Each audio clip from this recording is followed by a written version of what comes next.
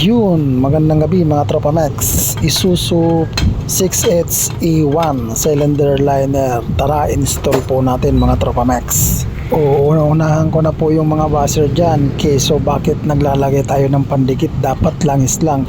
Ano bang pakialam mo? Trip ko po yan Biro lang mga Tropa Max. Ang purpose po ng paglalagay ko dyan ng pandikit mga Tropa Max, once na ikinasan nyo yung piston na mayroon na pong piston ring, siyempre ikutin nyo po yung crankshaft. Ang purpose po nyan para hindi na po lumabas yung liner, kasi once na ikinasan nyo yung piston, siyempre automatic iikutin nyo po yan, ilalabas po yan dahil malambot nga po. Yun po yung purpose ng pandikit natin dyan mga Tropa Max.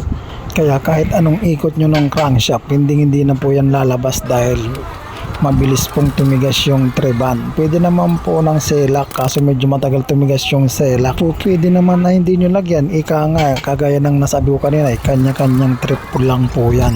Kaso nga lang, pag wala nga pong pandikit, pupukpukin nyo na naman yung liner para bumalik po siya.